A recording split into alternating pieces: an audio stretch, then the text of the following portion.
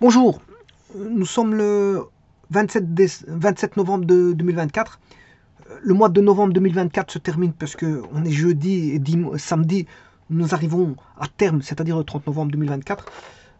Et nous serons le 1er décembre sera dimanche. Dimanche 1er décembre, parce que samedi ce sera le dernier jour de novembre qui est le 30. Et on commencera décembre, voilà, le mois de décembre commence dimanche. Donc ce week-end. Et alors pour ce qui concerne la météo d'aujourd'hui, elle est potable, plus ou moins potable. Bon, simplement la plupart des feuilles des arbres sont tombées. Déjà en ce 27 novembre, bon, c'est déjà bon, on a beaucoup de feuilles dans les forêts ou dans les bois qui sont amassées en quantité. Voilà, on va dire. Pour ça, on le voit, c'est visible. Bon, que les arbres sont presque à nu. Bon. Alors, sachez que bon, la météo est plus ou moins potable, elle est plus ou moins bonne. Bon, simplement, on a un ciel un petit peu éclairci. Je m'excuse, obscurci. Bon, on s'attend peut-être à des pluies. Mais la température est bonne, hein, parce que il y a quelques jours, on a eu de la neige. Alors, la comptabilité. Ici, la comptabilité, sachez que différentes vidéos ont déjà été établies concernant la comptabilité et que j'ai commencé à émettre les bases même de la comptabilité au travers de certaines vidéos qui ont été émises et bon, que vous pouvez consulter dans la playlist qui est comptabilité. Donc, j'ai commencé avec les bases, c'est-à-dire que les bases, c'est vraiment les simplifications de départ pour pouvoir démarrer, je veux dire, l'étude de la comptabilité. Donc, c'est vraiment le B.A.B.A. Le B.A.B.A. Donc, ici, je vais continuer à suivre ce petit chemin, c'est-à-dire aller un peu plus loin dans voilà, la simplification pour arriver à finalement à tomber sur, bien sûr, la normalisation. Parce que le but de la comptabilité, c'est voilà, de savoir jouer avec des nombres. Quand je dis jouer, c'est jouer mais ne pas se tromper. Voilà, la comptabilité, c'est manipuler des nombres en les plaçant dans des comptes, bon, je dirais fait pour, mais adapté. Et alors là, vous pouvez, l'erreur est interdite, hein, je vous le dis tout de suite. Hein. Sinon, ça reste que, bon, c'est un outil. Bon, tout d'abord, on va se baser sur le plan minimum, plan comptable minimum normalisé, PCMN. PCMN. Voilà, on va se baser sur le PCMN. C'est-à-dire, bon, il faut bien se baser sur quelque chose où tout le monde, on ne fait pas n'importe quoi comme partout, dans tous les domaines. Il y a toujours un cadrage qui est fait. Et notamment quand, bon, je veux dire, on joue avec des valeurs financières, enfin, des montants monétaires. Quand on joue avec des montants monétaires, ben, tout doit être réglementé au travers de la loi. Donc, c'est-à-dire qu'on ne fait pas n'importe quoi. Sinon, bon, je veux dire, bien sûr, la finalité du commerce, c'est quoi? Ben, c'est d'avoir, on fait des commerces en général à but lucratif. Quoi qu'on peut avoir des commerces, à ce moment c'est plus du commerce, on appelle ça des sociétés. Bon, ça c'est autre chose, j'en parle pas ici. Il faut nous aussi une petite forme de comptabilité. La loi les y oblige pour éviter voilà, des dérives. Voilà. Donc on va dire que le commerce en gros, qu'est-ce que c'est le commerce? Ben, c'est d'échanger des biens contre de la monnaie et donc de ressortir de ça ben, un plus, c'est-à-dire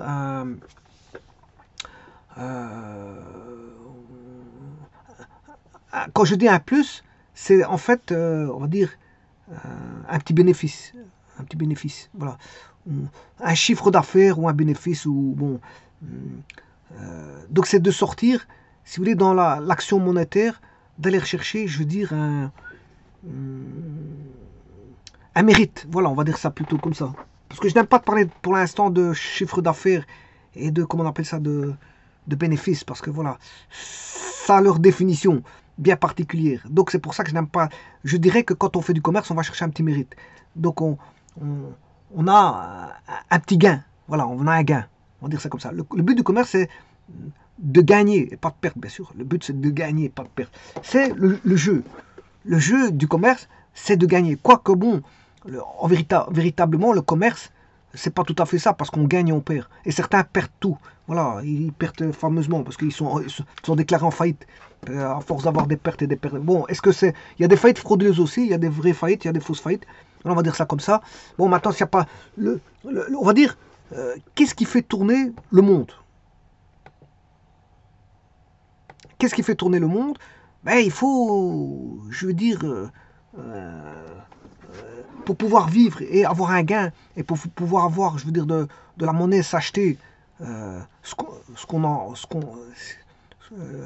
veut, c'est-à-dire qu'on désire, les choses qu'on désire. Si on veut acheter des choses qu'on désire, ben, il faut de la monnaie. Pour avoir de la monnaie, ben, il faut travailler. Pour travailler, ben, voilà, il faut aller chercher de l'argent, essayer de gagner de l'argent. Le but, c'est de gagner de l'argent, c'est pas perdre de l'argent.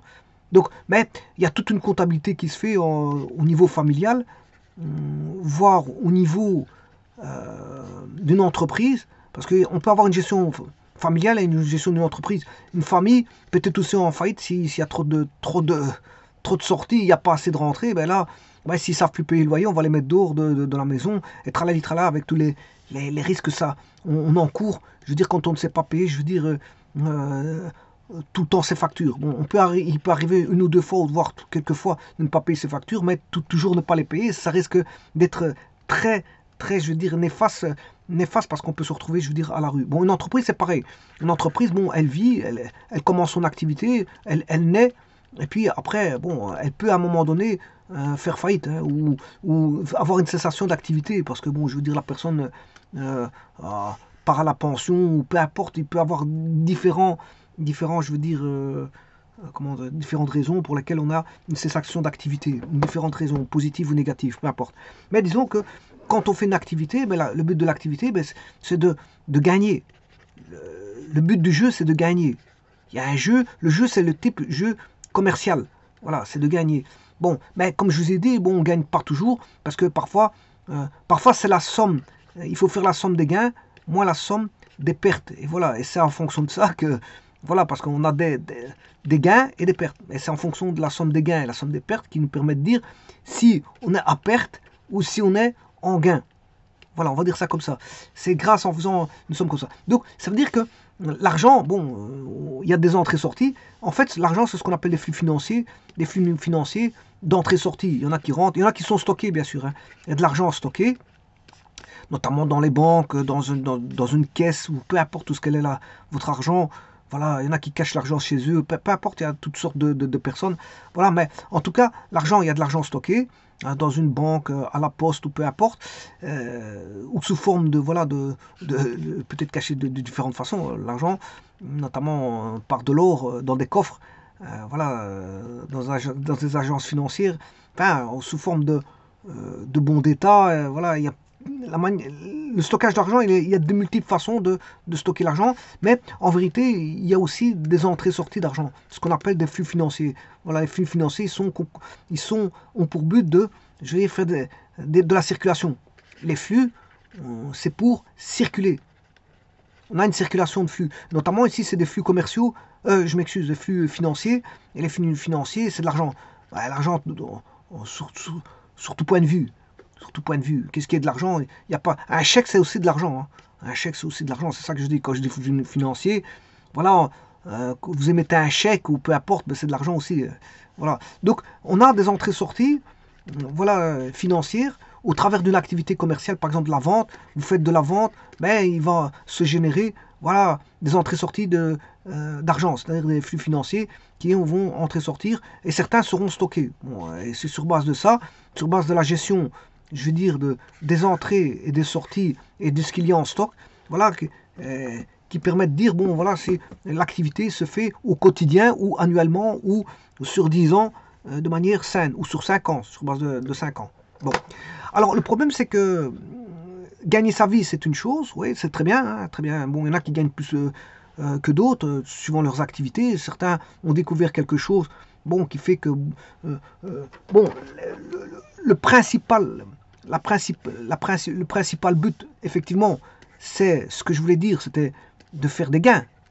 C'est ça, faire des gains. Mais faire des gains, ça veut dire quoi? Ça signifie qu'il y ait une grande clientèle ou peu de clientèle, mais avec des produits qui se vendent très cher. Donc on peut avoir très peu de clientèle avec des produits qui se vendent très cher, mais on peut faire du gain. Ou alors, on peut faire du gain avec une très grande clientèle. Alors à ce moment-là, vous vendez avec à petit prix ou à grand prix. Dans les deux cas de figure, vous serez gagnant. Voilà, pour autant que, je veux dire, vous ayez une clientèle. C'est la clientèle qui fait que si vous avez de la clientèle, vous ne fermez pas boutique. S'il n'y a personne qui rentre dans votre commerce, je veux dire à ce moment-là, aussi un client par jour, alors que vous avez beaucoup d'articles à vendre, et surtout certains vont périmer, c'est ça le problème. Parce que si c'est un magasin d'alimentation, le magasin d'alimentation il est soumis à aux dates de péremption voilà, des articles. Des articles, c'est-à-dire voilà, des aliments. Les aliments, s'ils ont une date de péremption, si vous n'arrivez pas à les vendre en dehors les quelques jours qui suivent, voilà la date de péremption, ben, je veux dire, tout ça, voilà, aux poubelles. Aux poubelles. C'est-à-dire que vous perdez de l'argent. Voilà. Donc en fait là, il y a une date qui intervient. Ben, maintenant, si vous vendez des crayons, il n'y a pas de date. Hein. Vous vendez les crayons, le crayon, s'il est là aujourd'hui ou dans 10 jours, s'il se vend dans un an, c'est pas un problème. Moi j'ai connu des commerces. Ils vendaient des livres voilà, de Mathusalem, c'est normal parce que je veux dire, bon, il va finir, le livre finira par se vendre. Il finira par se vendre. Et donc, il n'y a pas de date de péremption pour le livre.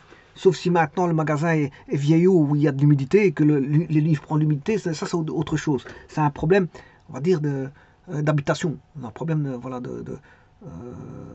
d'habitation qui n'est pas, on va dire,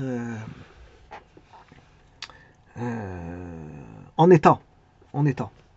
Voilà, donc, qu'est-ce qui ramène de la clientèle? Donc, toute usine, c'est comme ça. Hein. Une usine, bon, on peut faire dans une usine de la planification.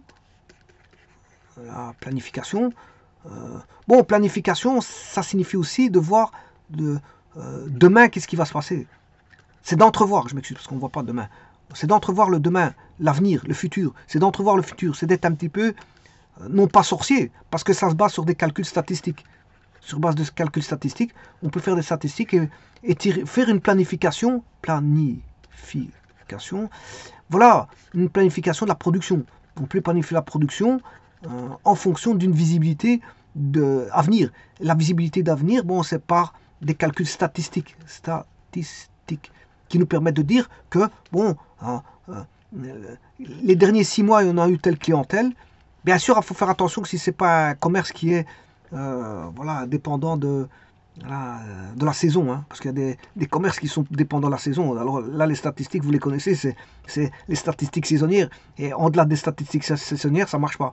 On va dire ça comme ça. Maintenant, si je ne prends pas une statistique saisonnière, ben, là, vous regardez les 6 derniers mois et vous pouvez faire des prédications pour les mois suivants et donc lancer la production voilà, en se disant que bon, on va avoir autant de ventes pour les mois à venir et donc plus ou moins planifier la production parce que là, attention que la production c'est un coût, c'est normal. Si vous n'arrivez pas à les vendre, bon, c'est un problème, mais donc il faut une clientèle. Et si la clientèle, bon, vous l'avez pour l'instant, ben, vous savez planifier la production pour le jour, mais pour demain, voilà, que faut-il comme stock? Parce que le stock, il ne vient pas tous les jours. Hein.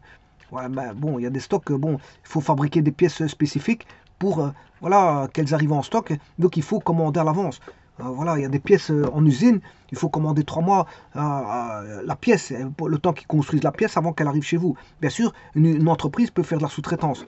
Voilà, donc ici, si j'appelle entreprise, ben, cette entreprise peut faire de la sous-traitance et avoir voilà, des pièces sous-traitées. Et des pièces sous-traitées, on peut les voilà, fabriquer voilà, aux 4 coins du monde et donc attendre que ça se construise. Et puis, parce qu'il y a des pièces spéciales aussi qu'on ne fabrique pas, je veux dire, au jour le jour, qu'il faut fabriquer, je veux dire, à la demande, parce que ça coûte énormément cher et on ne sait pas si, je veux dire, il y a des pièces qui ne sont pas demandées par tout le monde, donc c'est des pièces spéciales.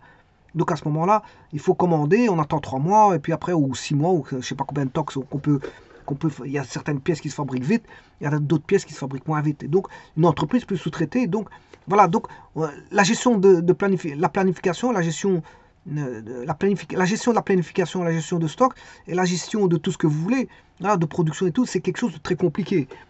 Très compliqué. Pourquoi très compliqué? Parce que purement dépendant de la clientèle. Si aujourd'hui vous avez de la clientèle, Demain, vous n'avez plus de clientèle pour une raison ou d'une autre, bah, voilà, là, vous perdez la clientèle, bah, c'est difficile de produire parce que vous allez produire quoi pour que les gens ne viennent plus, n'achètent plus chez vous. Bah, c'est difficile de faire une planification. Si du jour au lendemain, il se passe quelque chose que les statistiques voilà, se trompent, parce que les statistiques peuvent se tromper du jour au lendemain, parce qu'il peut se passer un événement qui vient couper, je veux dire, voilà, que votre clientèle ne commande plus chez vous pour une raison ou une autre, vraiment bien précise. Donc la statistique voilà, de planification ne marchera pas parce que du jour au lendemain, les gens ont décidé de ne plus acheter chez vous. Vous perdez la clientèle, et si vous perdez la clientèle, ben, je veux dire, l'entreprise ne produira plus. Donc en fait, le but de l'entreprise, c'est de produire pour générer, je veux dire, des flux de production et donc des flux de gains. Parce que le but, c'est toujours de gagner, je vous l'ai dit tout à l'heure.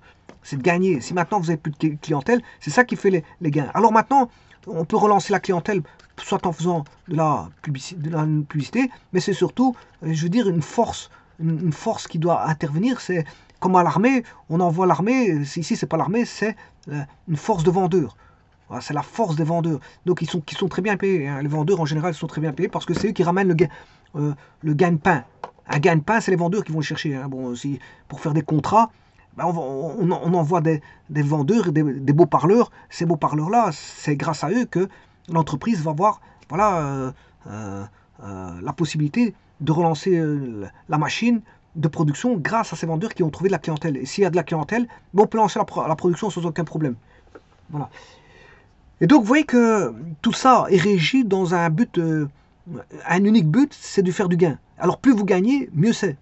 Bon, c'est, voilà, on va dire, la principale, je veux dire,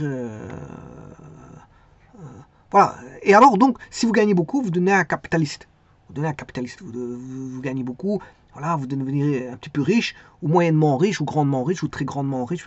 Bon, la classe des riches, elle n'est pas, je veux dire, c'est une large gamme. Hein. Voilà, il y a les millionnaires, il y a les milliardaires, voilà, il y a ceux qui possèdent 10 milliards dans leur compte, ceux qui possèdent 100 milliards dans leur compte, ceux qui possèdent, voilà, 1000 milliards, etc. Bon, les riches, c'est toute une zone. On peut être riche, donc dès le moment où on est aisé, bon, on se permet beaucoup de choses, mais bien sûr, on est toujours limité par rapport à ce que, je veux dire, on possède. Donc c'est une forme de capitalisme. On va dire le commerce. Attention que le commerce, c'est tout simplement, voilà, des transactions. Hein, des transactions, c'est des flux, on va dire. C'est un échange de flux. Le commerce, c'est tout simplement un échange de flux financiers avec des flux, on va dire, des produits. Des flux de production, c'est des produits. Bon, donc en fait, vous vendez des gazettes, ou vous vendez, je sais pas, des bics, des crayons, vous vendez des armoires, vous vendez voilà, vous ne faites que ça. Vous ne fabriquez rien. C'est une usine, c'est une entreprise commerciale, tout simplement. Une entreprise commerciale. Donc, vous vendez ce que vous voulez. Hein. Des matelas, des livres, des fenêtres, des briques, des matériaux de construction. Voilà, vous vendez... alors, c'est ça. Alors, bien sûr, à côté de ça, vous avez des entreprises de services. Bon, vous leur demandez de faire un toit, ils vont vous faire un toit. Vous leur demandez de faire voilà, de gros œuvres en bloc ou en briques, peu importe, ils vont vous le faire. Vous demandez à un architecte pour que voilà, vous dessinez votre habitation, il va vous le faire. Bon, il y a des entreprises de services. Bon, donc il y a des entreprises voilà, qui vont vendre des flux de marchandises. Voilà, c'est simplement de la marchandise. Vous donnez de l'argent, vous recevez. Alors, on va dans des magasins spécialisés. Certains magasins sont spécialisés. Des magasins vendent voilà, des vêtements. D'autres vendent de l'agroalimentaire. D'autres vendent voilà, des réfrigérateurs frigo, etc. Il y en a qui vendent, je sais pas moi, des outils de bureautique. Enfin, je m'excuse.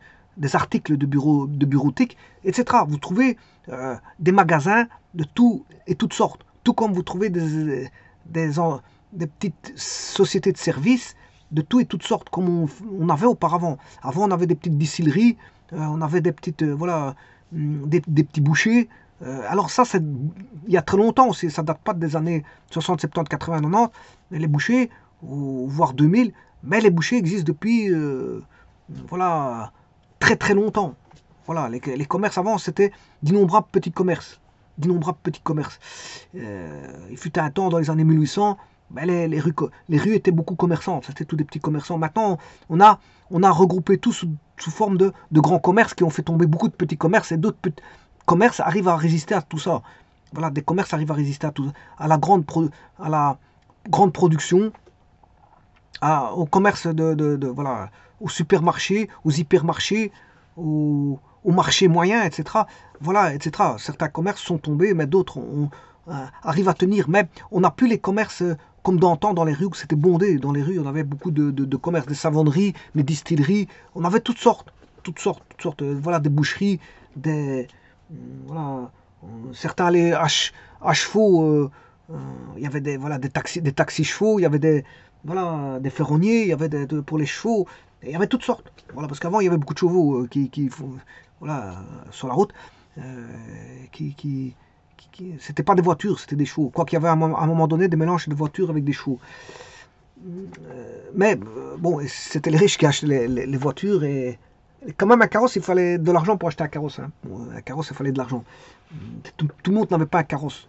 Généralement, c'était les carrosses taxi voilà, qui prenaient les gens pour les transporter d'un point à l'autre pour faire pour aller au travail ou pour aller faire leurs emplettes ou aller dans des commerces, etc. Voilà, faire leurs emplettes commerciales. Bon. Alors, ceci étant dit, vous voyez que le commerce, qu'est-ce que c'est? C'est pour faire voilà, du gain, principalement du gain. Mais le problème dans le commerce, c'est quoi? Il y a un problème dans le commerce. C'est comme dans tout. Hein. C'est comme dans tout. Le commerce,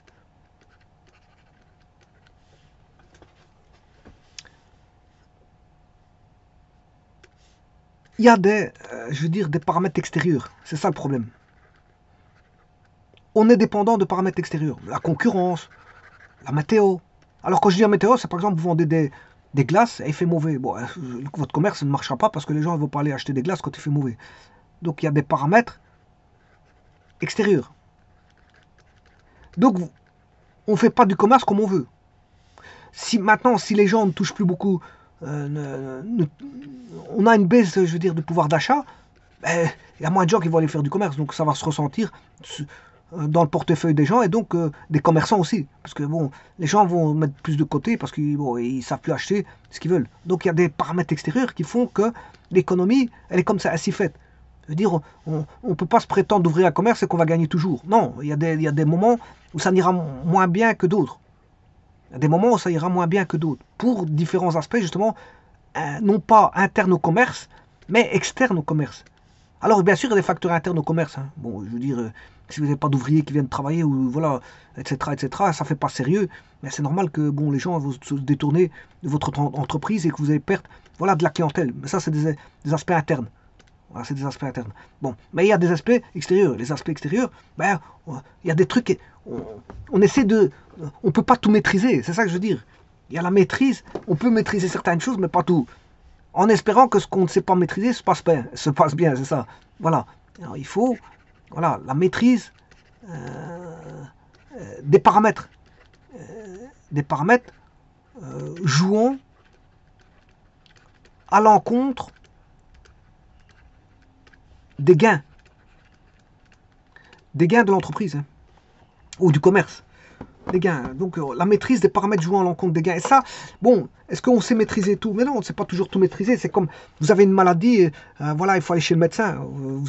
C'est indépendant de votre bonne volonté, là, votre maladie. Donc, pour être en bonne santé, c'est une carte à devoir tenir. Ben, je veux dire, c'est pas si évident que ça parce que bon, il y a les aspects extérieurs qui peuvent vous rendre malade. Quand vous avez quelqu'un qui a un virus, ben si vous attrapez le virus, malheureusement, ben vous serez malade. Et donc, vous ne serez pas allé travailler. Voilà, on va courir après vous pour vous venir travailler alors que vous êtes malade. Si vous durez trop longtemps en maladie, etc., vous ne saurez pas sortir de chez vous pour aller, parce que vous êtes allé sur le lit fatigué, vous ne saurez pas sortir de chez vous. Donc vous n'êtes pas en bon état. Et on ne demande qu'une chose, c'est de rétablir. Pour autant qu'on se rétablit, parce qu'il y a des maladies, bon, les gens ils restent sur le lit et ils n'en sortent plus. Et ils ne jouent pas je veux dire, certains peuvent, rares sont ceux qui jouent, on va dire, pour ne pas aller travailler, ils jouent la comédie. Mais la plupart des personnes, quand ils vous disent qu'ils sont malades, ils sont malades. Voilà, on ne peut pas aller à l'encontre de quelqu'un qui est de la bonne foi de quelqu'un. Quoique bon, il y a rarement des personnes qui mentent, mais généralement quand il y a des gens qui vous disent moi je ne sais pas aller travailler parce que j'ai mal au dos, mais il a mal au dos, il ne sait pas aller travailler, point à la ligne, faut pas chercher à comprendre. Voilà. Alors que certains vous cherchez à comprendre, alors qu'il a mal au dos, il a mal au dos, c'est chacun son mal, il sait ce que c'est qu'avoir mal au dos. Donc ici, il y a des paramètres extérieurs qui font que le commerce ne va pas forcément fonctionner dans de bonnes conditions, et donc il faut pouvoir essayer de gérer au mieux les paramètres extérieurs qui viennent faire à l'encontre que le commerce ne fonctionne pas. Alors attention que paramètres extérieurs, ça peut être aussi des vols. Parce que si on vient voler dans votre magasin au quotidien, ben vous en rendez pas compte. Bon, s'il n'y a pas une assurance qui intervient là-dessus, ben, je veux dire, c'est toutes des pertes, hein, ça. C'est toutes des pertes à cause de voleurs. Hein. Les voleurs viennent faire perte, voilà, votre chiffre d'affaires, parce qu'en fait, voilà, c'est tous des articles que vous ne savez pas vendre parce qu'ils ont été pris par des gens. Voilà, et si vous n'avez pas surveillé assez suffisamment, ou vous n'avez pas mis quelqu'un, voilà, de propice pour pouvoir surveiller, voilà, les vols. Si vous avez d'innombrables vols, je veux dire, ça peut avoir une certaine conséquence sur le commerce. Donc les paramètres extérieurs, ils sont innombrables, innombrables. Ils sont innombrables. Une panne peut aussi rendre je veux dire, un commerce, je veux dire, s'il y a une panne un jour, puis une autre fois, après, sur 3-4 fois dans une production à 3-4. Je prends un commerce d'agroalimentaire en froid. Il y a une panne de froid, je veux dire, si ça dure, ça peut, je veux dire, mettre tout un stock et jeter à la poubelle. Hein. Voilà, on va dire ça comme ça. Bon, et il y a des choses comme ça. Il y a des incidents, des accidents, voilà, qui peuvent intervenir et qui font que le commerce, bon, je veux dire, voilà, vous avez un commerce, par exemple, il prend feu.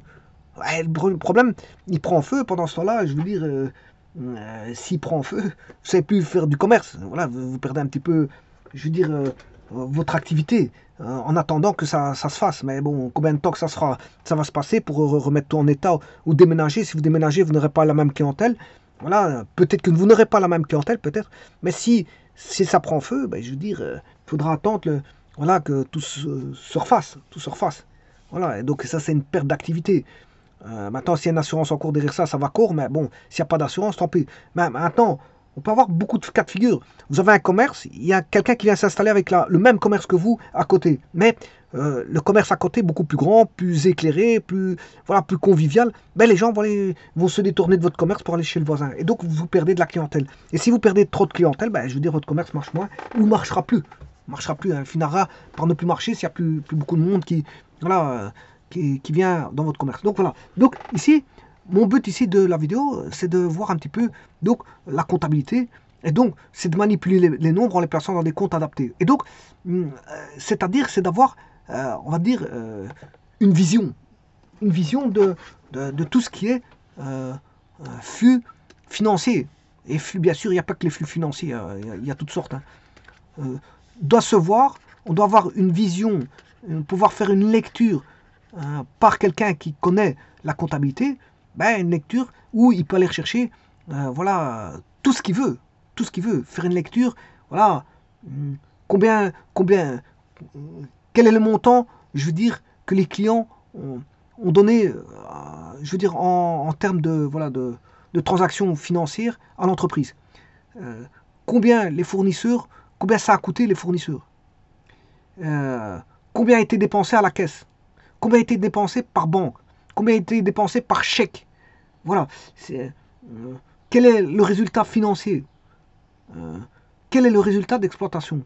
Voilà. Quel est l'impôt sur le résultat, quel est le résultat de l'exercice en cours, etc., etc. Et donc, on peut faire une lecture, je veux dire, bien sûr par un connaisseur. Un connaisseur, c'est un comptable, justement, qui connaît voilà, tout ça, et donc qui est quelque chose de réglementé. Pour connaître, le connaisseur, c'est parce qu'il a étudié les règles adaptées les règles qui sont les règles du plan comptable minimum normalisé. Donc, toute personne ayant étudié ce plan comptable normalisé connaîtra les règles de placement des comptes et pourra faire une lecture. Donc, il pourra placer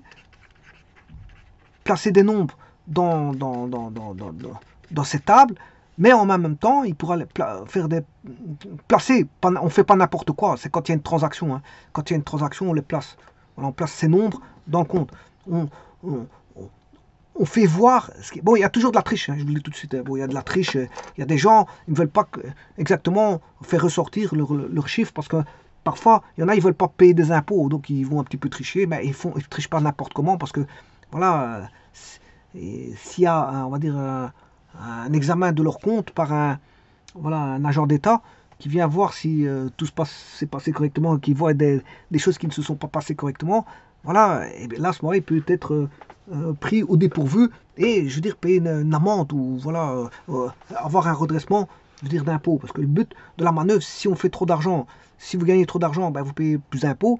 Voilà, donc il y en a qui vont essayer de minimiser, voilà, leurs gains pour montrer qu'ils n'ont pas fait beaucoup de gains. Bon, ils vont chipoter leur compte. Et là, ça demande bon, aussi, voilà, voilà, de la dextérité au niveau comptable, et donc on va en faire appel à des connaisseurs aussi. C'est des connaisseurs qui vont commencer à manipuler, voilà, des comptes pour essayer que la personne ne paye pas trop d'impôts. Voilà, mais c'est un petit peu, c'est de la triche, hein. C'est ce qu'on appelle la triche.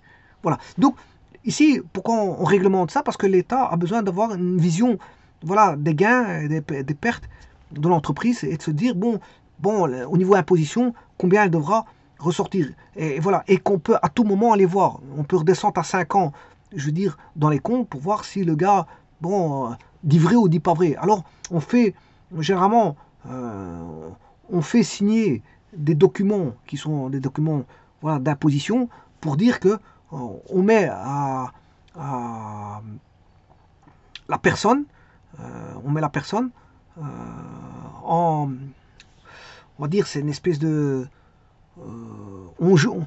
c'est comme si on faisait jurer quelqu'un en disant écoute, bon, est-ce que tu as gagné ça? Oui, j'ai gagné ça. Ben, signe-le sur le papier. Et lui, il signe comme s'il avait juré qu'il avait gagné ça. En fait, après, s'il se fait, voilà, s'il y a un, comment on appelle ça,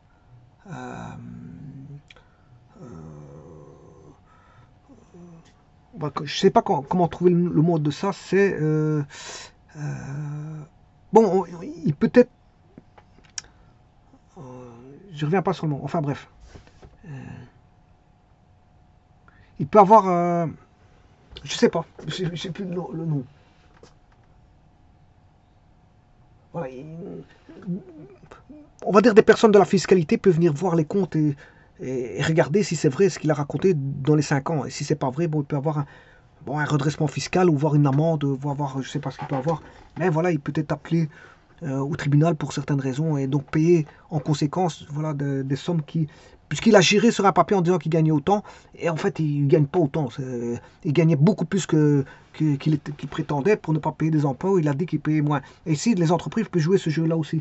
Pour éviter que l'entreprise paye beaucoup d'impôts, ben, il y en a qui vont tricher. Ils vont se dire, bon, alors on va faire signer des papiers, voilà, au responsable de l'entreprise en disant, bon, est-ce que l'entreprise a gagné autant, alors elle dira oui, on a gagné autant, tralala, mais en fait, bon, il y en a beaucoup qui vont tricher. Et voilà, donc, mais en tout cas, il y a toujours une trace. Il y a toujours une trace, vraie ou fausse. Voilà, si elle est vraie, tant mieux, on a une trace vraie, mais si elle est fausse, on a une trace fausse, mais ce qui peut être, je veux dire, contrôlé par un vérificateur de la fiscalité, qui viendra vérifier tous vos comptes et regarder si les gains sont vraiment, je veux dire, véridiques ou qu'ils ont été trafiqués pour essayer de payer moins d'impôts. Et donc là, on peut avoir un redressement fiscal si on constate qu'il y a eu de la triche. Il y a eu de la triche. Voilà, et ça peut se faire à tout moment. Ça peut se faire à tout moment. Voilà, et donc, ça laisse des traces. La comptabilité laisse des traces. Des traces vraies ou des traces fausses qui peuvent être, voilà, qui peuvent être mises en examen. Hein, voilà, on peut, au travers, comme je vous ai dit, des traces fausses, faire une recherche et regarder qu'il y a quelque chose qui ne va pas dans les comptes. Parce que les comptes sont trafiqués, sont faux. Donc on a toujours une trace, vraie ou fausse. Je veux dire, c'est ça que je veux dire. Bon. Alors ceci étant dit, la comptabilité, qu'est-ce que c'est? La comptabilité va passer par différentes étapes. Alors les étapes, on aura le livre journal. Le livre journal. On aura le grand livre des comptes basé sur le PCMN, le plan comptable minimum normalisé. Voilà. Et puis après, il y a toute une panoplie de voilà, comment est-ce qu'on appelle ça,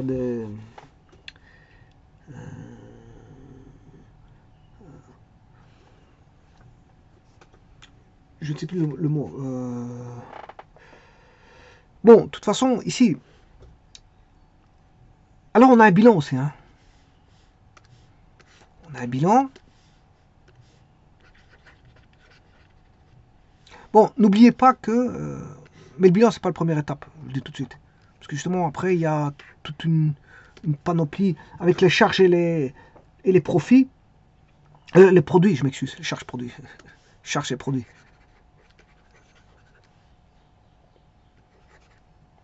Les charges et produits. On a ce qu'on appelle les comptes de résultats. Voilà, c'est ça que je cherchais. Je cherchais le mot. Alors, on a les résultats d'exploitation, les résultats financiers, les résultats exceptionnels. Toujours avec les charges et produits, on peut tirer les impôts sur le résultat. Voilà, on peut avoir des résultats de l'exercice en cours. On peut avoir des transferts aux réserves immunisées. On peut avoir des résultats de l'exercice à affecter. Voilà, etc. Bon, maintenant après, on peut aussi faire des prélèvements. Voilà, on peut faire des affectations, voilà, et prélèvements. Ça, c'est la troisième étape.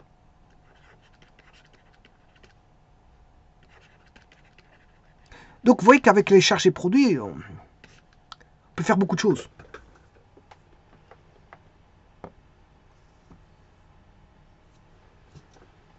Et grâce au bilan, ben, tout ça se voit. Hein. Tout ça se voit. Dans le bilan, un bilan reprend tout ceci. Ben, on a les charges et les produits, les affectations et prélèvements dans le bilan. Et donc, on a tout ressort. Hein. Tout ressort. Dans un bilan, bon, on va pas voir les opérations quotidiennes, on va voir les opérations au bilan. Donc, ce sont des sommes. Dans le bilan, ça va être, je veux dire, quelque chose d'annuel qui doit rejaillir. Et donc, c'est pas du quotidien. C'est pas du quotidien. Et ce qui doit être lu, pouvoir lu, c'est les chiffres, grosso modo. C'est pas des chiffres au quotidien. Quoi qu'on peut aller voir, donc, un livre journal de tel jour, ou un grand livre des comptes. Voilà, le grand livre des comptes, et aller voir tel compte, et voir. Voilà, là, à ce moment-là, si vous allez voir le grand livre des comptes, là, vous allez voir pour un compte bien précis, vous allez voir beaucoup de choses. Hein. Voilà, là, on peut décortiquer. Grand livre des comptes, on va dire, le grand livre des comptes, c'est individualisé. C'est chaque opération qu'il va avoir, chaque transfert, ben, est inscrit. Maintenant, le bilan, c'est plutôt, je veux dire, voilà, des reprises de sommes qui sont, vous voyez, pris en compte. Voilà, et donc, le bilan est parlant, on va dire, sur, on va dire, comment est-ce qu'on peut dire ça Le bilan, c'est une vue, on va dire généralisée. C'est une vue généralisée, mais pas une vue, on va dire, particularisée. Parce que le particulier, c'est au quotidien. Et le généralisé, c'est annuel. Donc, voilà. Mais on peut déjà, sur base du bilan, tirer des conclusions. Par exemple, bon, quand je dis conclusion, c'est pas forcément les impositions ou une entreprise. Parce que sur base d'un bilan, l'entreprise peut dire ouais, on a perdu de l'argent cette année-ci, ou on en a gagné, c'est magnifique, ou on en a perdu, il faut prendre des actions. Bon, les bilans peuvent servir d'outils voilà, de projection. Qu'est-ce qu'on peut améliorer, qu'est-ce qu'on peut faire pour éviter la catastrophe de l'année passée. Voilà. Où est-ce qu'on peut de nouveau investir, etc. Donc, ça permet de repositionner l'activité commerciale sous forme de questionnement où on peut améliorer les choses ou voilà, toujours les améliorer, parce que le but du commerce, c'est toujours d'améliorer les choses. C'est de les améliorer, c'est pas de les rendre mal, c'est de les améliorer. Alors, parfois, il y a des années, ça se passe mal, mais on essaye de les... voilà, de ne plus... de connaître les raisons qui ont rendu les choses mal, de façon à mieux y répondre. Donc, en fait, c'est, on va dire, une entreprise, quand elle vit, ben, elle vit des événements. Et ces événements-là, parfois, sont propices à l'élévation de l'entreprise, parfois, elles sont néfastes à l'entreprise. Et donc, ceux qui sont néfastes, c'est de tirer des conclusions pour ne plus que ça arrive. Donc en fait, c'est une expérience. L'entreprise, durant son cours de la vie, c'est comme une personne, ben, elle apprend de la vie. Donc l'entreprise apprend, voilà, de son existence. Et durant son existence, l'entreprise a fait peut-être des mauvaises années. Pour ne plus que ça arrive, il faut prendre cette expérience-là pour ne plus que ça arrive. Et avoir bien sûr des questionnaires qui permettent de surélever l'entreprise, c'est-à-dire faire peut-être des nouveaux emprunts, voilà, des nouveaux emprunts pour pouvoir faire des nouveaux investissements, lancer un nouveau produit, améliorer un produit, et voilà, gérer mieux les stocks, gérer voilà, les flux, voilà, placer des flux financiers de manière à ce que ça rapporte plus d'argent, et ainsi de suite, et ainsi de suite. Voilà, lancer des coûts publicitaires plus élevés, mais avec des retours plus importants, embaucher plus de vendeurs, voilà, aller chercher des gens plus, agrandir le service recherche et développement, tralala, tralala. Bon, il y a de multiples questionnements qui peuvent être pris en compte. Et si l'entreprise est capable, bien sûr, parce qu'il ne suffit pas de parler avec sa bouche et de se dire on est capable, parce que quelqu'un qui doit acheter une habitation, bon, s'il n'a pas les moyens d'acheter une habitation de 600 000 euros, ben, il ne saura pas l'acheter. Et si la banque ne veut pas lui donner 600 000, il n'aura jamais 600 000. Voilà, maintenant, si la banque lui donne 600 000, bon, et qu'il les met pendant, voilà, 600 000 euros, et qu'il les met pendant 80 ans, et puis 80 ans après, il n'arrive pas encore à les payer, ben, il va peut-être faire une rallonge de crédit. Une rallonge de crédit, voilà, par ses petits-enfants ou quelque chose comme ça. Donc, il aura malgré tout une maison de 600 000, alors qu'il ne pouvait pas en avoir une parce que ses revenus n'étaient pas suffisants pour pouvoir avoir une maison de 600 000 euros. Donc, vous voyez que le tout, c'est pas avec la bouche, tout se fait pas avec la bouche, c'est pas aussi simple que ça. C'est pas aussi simple que ça. Le commerce, l'industrie, la production, c'est pas aussi simple que ça. C'est pas aussi simple que ça. Voilà, alors ici, par exemple, si je prends l'agriculture,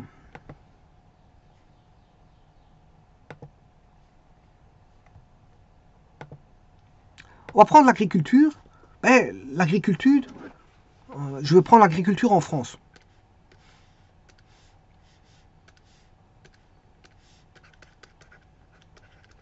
Bon, en France, il y a des manifestations avec les agriculteurs. Bon, et certains se disent que bon, l'agriculture en France, bon, ils produisent beaucoup de produits agricoles, je vous le dis tout de suite. Ils ont du cheptel, voilà, des bovins, etc. en quantité. Bon, la première des choses à faire, on peut répondre au problème de l'agriculture assez facilement. Pour autant qu'il n'y a pas de bureaucratie voilà, qui est un frein à certains desiderata demandés par les agriculteurs. Donc la bureaucratie peut être un frein, je veux dire, au monde agricole. Pourquoi? Parce que je veux dire, ben, il y a des accords qui sont signés, voilà, indépendamment de leur volonté, et qui font en sorte que, je veux dire, ces accords-là sont néfastes pour justement pour leur émancipation, pour l'émancipation du monde agricole. L'émancipation du monde agricole. Donc, on vient faire des accords, et ces accords-là ne vont pas dans les intérêts, je veux dire, des agriculteurs. D'autant plus, il y a autre chose, ça c'est la bureaucratie qui permet de ça, mais autre chose, il y a aussi le monde politique. Bureaucratie, quand je peux mélanger avec la politique aussi, la politique fait en sorte qu'elle doit créer des conditions sine qua non pour avoir un environnement avec différents pays qui soit le mieux qu'ils peuvent. Parce que si la politique vient faire des désaccords avec certains pays, et que certains pays ne commandent plus, alors qu'ils étaient grands clients consommateurs de produits français, agricoles bien sûr, eh bien si vous faire en sorte que la politique se malmène avec un client, ben le client s'il part, ben c'est peut-être des milliards qui vont partir, et ça c'est toujours des milliards qui partent, et ça c'est néfaste. C'est néfaste. Donc, si la bureaucratie signe des accords, je veux dire, extérieurs, qui font en sorte que les produits français, je veux dire, sont moins, moins commandés, puisqu'on va commander ailleurs, dans d'autres régions du monde, et que la politique en plus y met du sien et fait en sorte que, bon, il y a des pertes de clientèle qui sont, je veux dire, des gros clients, ben, je veux dire, ça fait beaucoup déjà, hein. Ces deux-ci font beaucoup. Ces deux-ci font beaucoup. Voilà. Bon, de toute façon, il y a toujours le...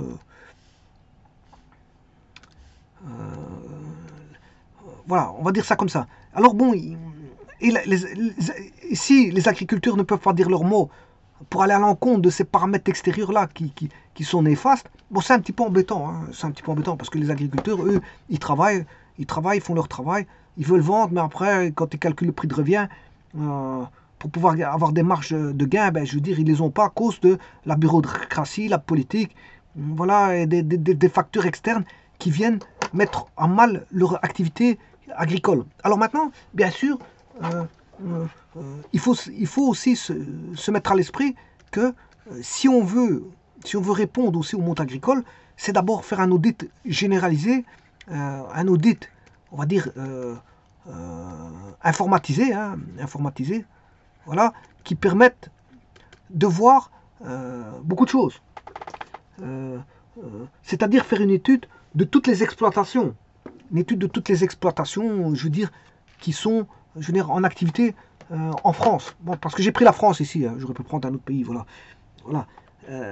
Alors, de classer les produits agricoles par classe, par type de produit, etc., etc., faire une nomenclature des produits agricoles, de l'élevage, etc., tout ce qui est en rapport avec l'agriculture, en faire une nomenclature, et puis après, voilà, de faire les études de toutes les exploitations. Alors, les exploitations, on a des petites exploitations, des très petites, hein, on a des petites, une moyenne, des grandes, c'est comme les entreprises, on a des petites entreprises, voilà, familiales, et puis on a des petites entreprises qui sont un peu plus grandes que celles-là familiales, et puis il y a les moyennes entreprises, et puis qui sont définies par l'État, hein. Qu'est-ce que c'est qu'une petite, une moyenne, une grande entreprise?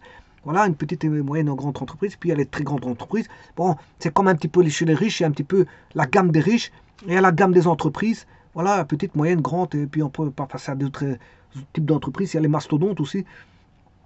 Voilà, donc on peut faire une étude de tous les types d'exploitation agricole. Il y a la petite, il y a toute une gamme, moyenne, petite, moyenne, grande, etc.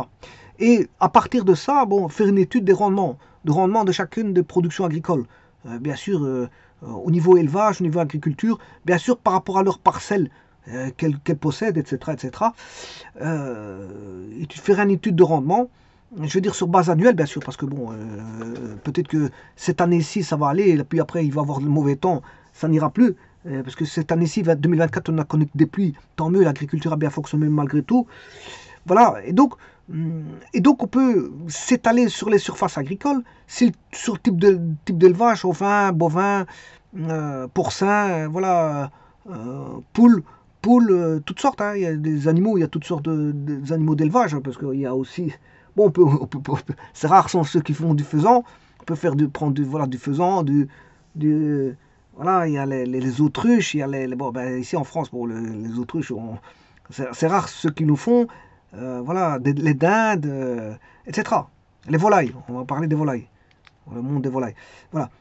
Une fois qu'on a classifié toutes ces exploitations, ben, on peut les étudier au travers d'un audit, au travers bien sûr du rendement, du rendement, de la rentabilité de l'entreprise, voilà, de voir ses marches et ses gains au travers d'un audit, je veux dire, bien posé, bien étudié. Une fois qu'on a étudié on a fait ces audits informatisés par des informaticiens spécifiques, pour autant que, je veux dire, on engage des informaticiens qui permettent, d'aller sur le terrain et d'étudier tout ça, voilà, statistiquement, d'étudier, je veux dire, le monde agricole, voilà, les tenants et les aboutissants de tout le monde agricole pour savoir, je veux dire, comment une exploitation, elle tourne, parce que c'est vrai que c'est une entreprise, une exploitation agricole, c'est une entreprise.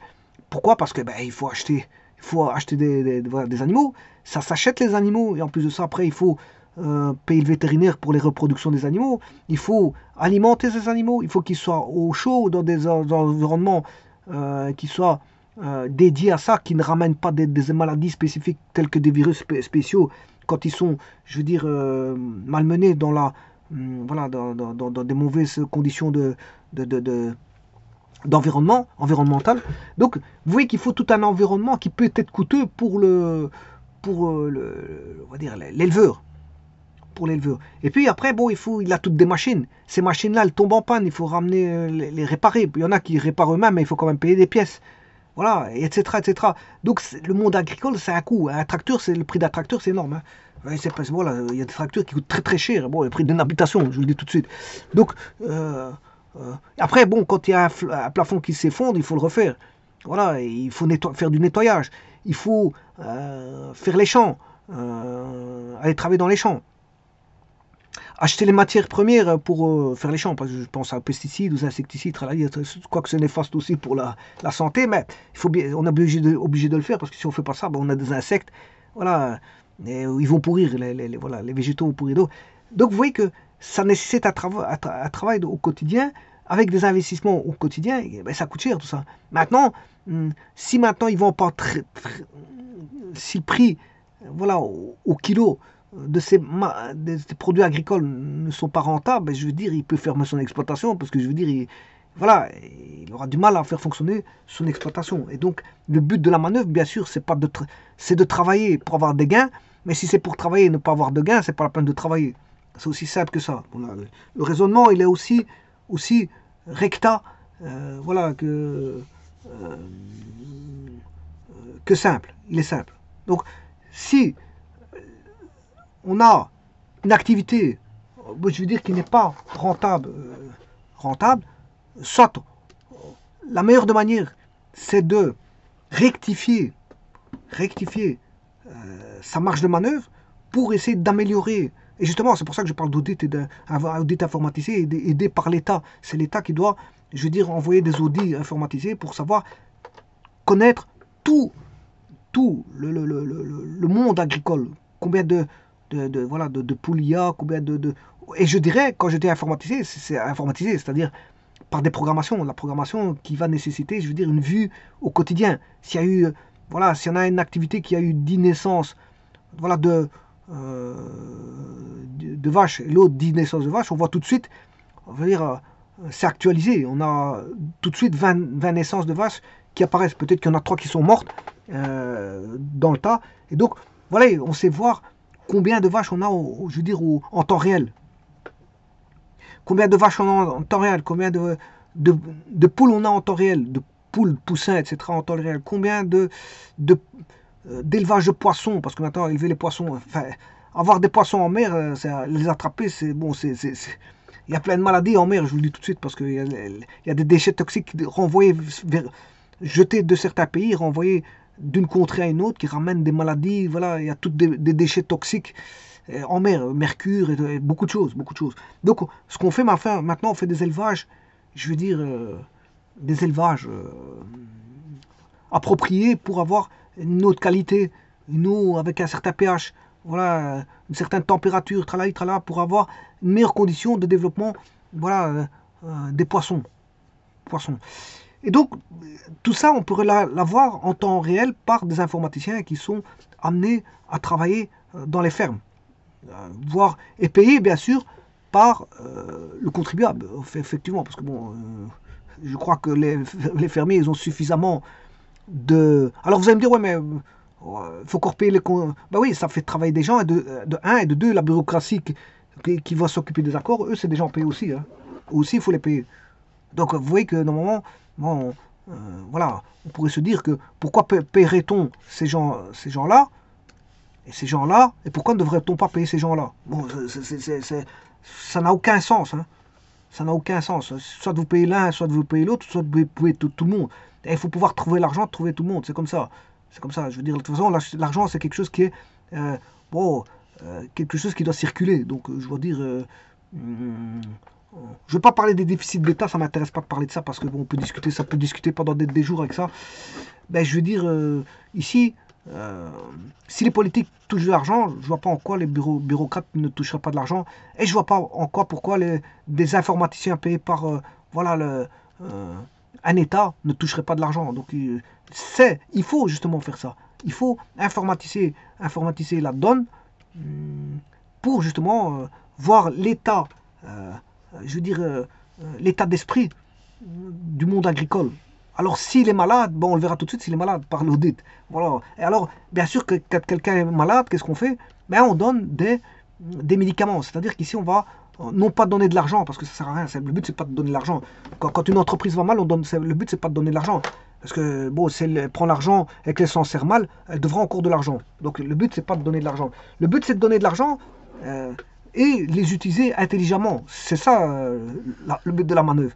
C'est de recevoir de l'argent, mais de mettre des plans en place pour pouvoir répondre au mieux à une réponse qui va permettre de faire en sorte que l'agriculture est moins malade et qu'elle le devienne de moins en moins jusqu'à son rétablissement. Son rétablissement est possible, est toujours possible. Pour autant qu'on réponde voilà, aux bonnes solutions. Et il y a les solutions, c'est pas ça qui manque. Il ne suffit pas de parler, il suffit d'agir. Tout est dans l'action. Tout est dans l'action, je vous le dis tout de suite. C'est pas une question de on blablate, déjà bon, maintenant si on est dépendant de certains accords, c'est comme ça. Si on ne sait pas échapper, on sait toujours répondre. Voilà, on sait toujours répondre, mais pour autant qu'il y a des voies et des moyens pour pouvoir y répondre. Bon, c'est de réinjecter l'argent, mais de manière intelligente. C'est-à-dire de répondre à ce que on donne un médicament au malade et que le malade finisse par s'en sortir. Et pas de donner un médicament, le malade il s'en sort jamais. Bon, ça c'est un petit peu embêtant. Voilà, c'est de donner un médicament pour pouvoir booster le système agricole à pouvoir entrevoir, déjà, si on entrevoit déjà, voilà, une porte d'entrée, une porte de sortie, je m'excuse, une porte de sortie, parce que l'entrée, c'est l'entrée des problèmes. Voilà, une porte de sortie des problèmes. Eh bien, si sur base de 5 ans, par exemple, 5-10 ans, il y a les plans à court terme, plan à moyen terme, plan à long terme. Eh bien, sur tout ça, on peut voir l'évolution grâce à ces audits informatisés, je veux dire, qui sont pris en compte le jour, les voir, je veux dire, voir améliorer, voilà, le monde. Alors, maintenant, vous allez me dire, attention à ça, hein, un pays, que si je prends un pays, c'est pas que de l'agriculture, vous allez me dire, oui, bon, un pays, c'est les services, c'est des services. Un pays, c'est des sociétés, on va dire, c'est des commerces, c'est des sociétés de production. Voilà, il y a le monde des services, le monde industriel, le monde agricole. Voilà, un pays, bon, tout ça, c'est tout ça. Mais maintenant, vous allez me dire, le monde des services, qu'est-ce qu'il prend comme pourcent? Ça aussi, il faut faire une étude, de voir combien de pourcents les services, voilà, rapportent, consomment on va dire, en flux financier, et combien le monde des services rapporte. Il faut surtout voir ça. Alors, le monde agricole, c'est combien il consomme en deniers publics et combien il rapporte. Voilà. Maintenant, s'il ne rapporte pas assez, c'est comment faire en sorte de rapporter plus. Voilà, c'est surtout ça la question, la bonne question à se poser. Et quels sont les moyens, les moyens financiers et autres pour pouvoir y répondre. Il y a voilà. Et donc là, on demande, pour répondre à ça, c'est toute une panoplie de gens qui doivent répondre à ça. Parce que la France possède d'innombrables personnes capables de pouvoir répondre à ce genre de questions. Voilà, il suffit d'impulser des plans publics, mais pas tout azimut. Des plans, je veux dire, financiers qui sont réfléchis et mûrement réfléchis. Mûrement réfléchi, ça veut dire quoi? C'est dans le sens où ça va sortir obligatoirement de son ornière. Le problème doit sortir de son ornière. Et ne pas rester un boulet. Voilà, le monde voilà, agricole ne doit pas rester un boulet. Alors que ça n'est pas un. Parce que si c'était vraiment un boulet, on arrête voilà, le monde agricole et on mangera moins. Parce qu'on mangera toujours, parce qu'il y aura des produits qui viennent de l'étranger. C'est pas ça, ils viendront de l'étranger, on en mangera toujours. Mais le problème, c'est que on mangera moins des produits français et des produits, je veux dire, du terroir et voilà, de bonne qualité, de bonne qualité. Bah, vous allez me dire, il y a quand même des pesticides, des insecticides, je suis d'accord, mais bon, je veux dire, ça on en aura partout, hein, même ceux qui viennent de l'étranger. Il faut voir les quantités de pesticides qui viennent des produits de l'étranger, s'ils sont pas faits par voilà, dans des laboratoires. Il faut voir aussi ça. Voilà. Mais en tout cas, bon, tout ce que je peux dire, c'est qu'il y a moyen de s'en sortir. Et que, bon, le tout, c'est de savoir être à l'écoute d'un problème, être à l'écoute et de mettre tout sur la table pour savoir ce qui ne va pas. Et pour savoir ce qui ne va pas, il n'y a pas 36 000 choses.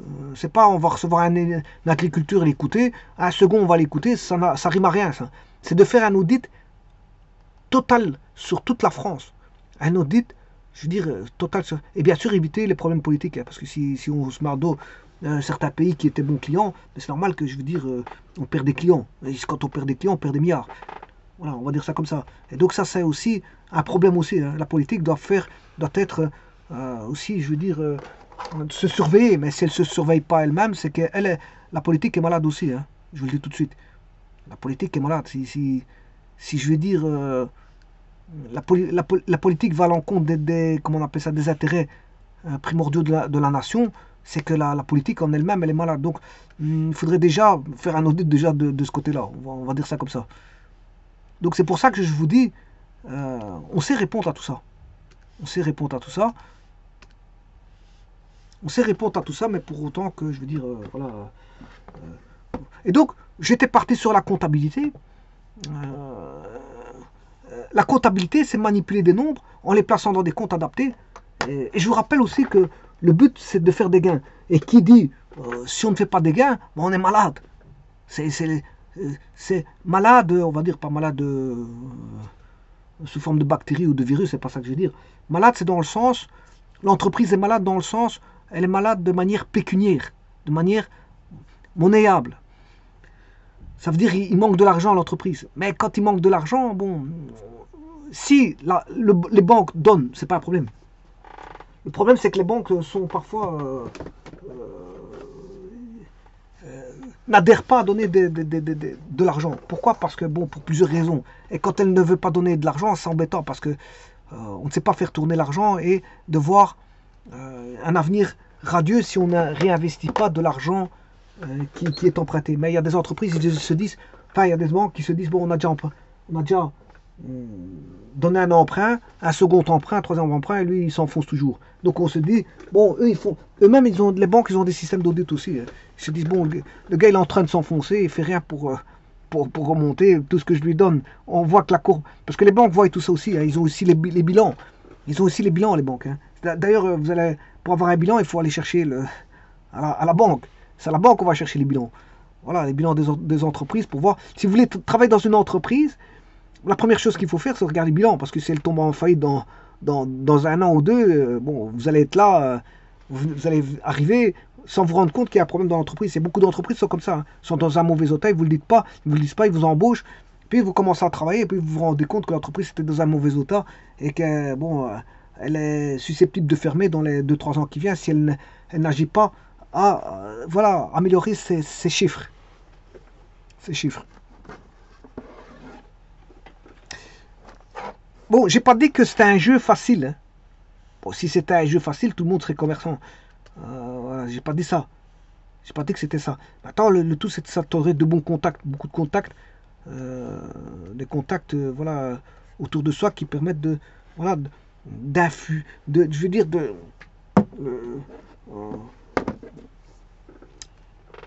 rentrer dans le jeu commercial. Voilà, si vous avez un réseau de commerçants qui peuvent vous aider dans votre commerce, c'est déjà très bien. Hein. Si vous avez déjà un réseau de commerçants qui peuvent, de producteurs consommateurs qui peuvent rentrer dans votre jeu de commerce, c'est déjà bien. Le tout, c'est d'avoir des joueurs. C'est un jeu où on a des joueurs. Si vous avez beaucoup de joueurs, quand j'appelle joueurs, c'est quoi? Ben, ce sont les clients, c'est les réseaux, voilà, d'amis, c'est les réseaux commerciaux qui peuvent aider votre entreprise à... Voilà, c'est bien sûr tous ceux qui vont travailler dans votre entreprise, parce que si les gens qui sont dans votre entreprise ne jouent pas le jeu, elles viennent pour embêter votre entreprise, c'est-à-dire faire du syndicalisme sauvage, ce que j'appelle du syndicalisme sauvage. J'ai pas dit syndicalisme, hein, parce que le syndicalisme, c'est normal qu'on peut être syndiqué, bon, défendre les droits des travailleurs, mais maintenant il y en a qui viennent faire du syndicalisme sauvage pour nuire à l'entreprise, et bon, après c'est très néfaste pour l'entreprise, du syndicalisme sauvage. Maintenant, j'ai pas dit, si on fait un petit peu de syndicalisme, c'est pas un problème. S'il faut défendre une ou l'autre personne, voilà, dans dans des cadres réglementaires, ça va. Mais maintenant, s'il y a des gens qui viennent, bon, toujours faire en sorte qu'ils viennent foutre le brinque, alors qu'ils ne sont pas chez eux, simplement pour essayer de faire croire qu'ils voilà, qui défendent l'indéfendable, je veux dire, là, ça devient nuisible pour l'entreprise et qui vient mettre la mauvaise ambiance parce que il va déclarer des grèves, tralala, tralala, alors que bon, il y a. Bon, on fait pas des grèves pour n'importe quoi, je vous le dis tout de suite, hein. Normalement, mais dans certaines sociétés, ils ont abusé de certaines grèves. Voilà, on va dire ça comme ça. Bon, c'est pour ça que bon, il faut surveiller aussi cet état de fait. Bon, parce que normalement, quand on est chez soi, on est maître chez soi. Mais maintenant, maître avec du respect, du respect. Maintenant, si on a des conflits, on peut toujours gérer les conflits. Maintenant, il y a des personnes qui cherchent le conflit pour essayer de toucher de l'argent dans les tribunaux et s'en mettre plein les poches. Et les entreprises, s'ils ont des difficultés à faire fonctionner voilà, des marchandises, des outils de production et voilà, des travailleurs, il faut les payer, les travailleurs. Ben, si maintenant il faut encore payer des gens dans les tribunaux parce que je veux dire, viennent foutre le brinque dans l'entreprise, ça devient quelque chose de néfaste pour l'entreprise. Parce que s'il faut payer un syndiqué, le virer et le payer 150 000 euros, puis un autre s'y met, il faut le payer 150 000 euros, ça fait 300 000 euros. 300 000 euros, ce sont des flux financiers qui auraient pu servir voilà, à embaucher plusieurs personnes, voire acheter des outils de production, voire établir des plans financiers pour pouvoir élaborer des nouvelles choses. Mais bon, on va dire ça comme ça. Chacun sa chance dans l'entreprise. Une entreprise, c'est comme, je vous dis, elle vit. On ne sait pas ce qui s'y passe. Il y a des événements intérieurs, extérieurs. Les événements intérieurs peuvent provenir de certains sujets de l'entreprise ou qui peuvent venir, voilà, être néfastes pour l'entreprise. On n'a pas toujours des gens qu'on pense, qu'on aurait pu croire au départ. Normalement, on fait des tests psychotechniques pour pouvoir, je veux dire, embaucher du personnel. Mais le problème, c'est que parfois, certains se trompent et se trompent grandement. Ils pensaient que, mais l'erreur est humaine, mais se tromper fameusement sur une personne, c'est très grave. Hein, parce que bon, parfois quand on se trompe de personne, je peux me croire que j'ai déjà vu une entreprise tomber en faillite à cause d'une personne. Hein, voilà, je peux vous le dire. Donc c'est pour vous dire que il faut faire très très attention aux personnes qu'on embauche. On ne ramène pas n'importe qui chez soi. On ramène pas, je veux dire, on fait pas rentrer, je veux dire, le loup dans son entreprise. Si vous faites rentrer le loup, à ce moment-là, c'est une des donnes qui peut mettre à mal votre entreprise à lui tout seul. Hein. À lui tout seul, le loup peut être très néfaste pour votre entreprise. Très très très néfaste, je peux vous le dire. Voilà, donc c'est pour ça qu'il faut avoir des gens, je veux dire, normaux dans votre entreprise. Des gens posés, respectueux, et bien sûr avec qui ont comment on appelle ça, des perspectives, je veux dire, de travailler, de pouvoir évoluer dans leur monde du travail, dans leur monde du travail, dans leur monde qui sont, d'évoluer dans ce monde du travail, avec, comment on appelle ça,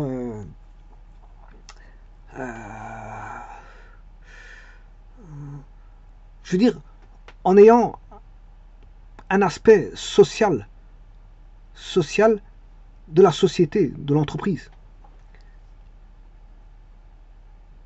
Avec, bien sûr, la vision que l'entreprise a. Si maintenant les travailleurs ont la vision de l'entreprise et qu'ils sont tous respectueux entre eux, qu'il y a un cadre voilà, qui régit les liens de personne à personne dans l'entreprise, ben, je veux dire, tout le monde est content, on va dire ça comme ça. Et donc on peut travailler. Quand les gens sont contents, ils travaillent dans un environnement où les gens sont contents, ben, qu'est-ce qui se passe? Ben, tout se passe pour le mieux. On aime aller travailler le matin, on se réveille au matin pour aller travailler. Mais maintenant, si le cadre devient infernal, on n'a pas envie de se réveiller pour aller au travail, je vous le dis tout de suite. Voilà. Si le cadre devient infernal, mauvaise ambiance, je veux dire, les gens ne se parlent pas, Je veux dire, il y a des gens qui parlent derrière le dos, alors qu'ils sont pas pour quelqu'un qui vient travailler, il vient travailler, il vient pas pour parler sur le dos de quelqu'un. Voilà, ça doit, les entreprises doivent bannir les gens qui parlent derrière le dos des gens. Voilà, ça c'est une chose.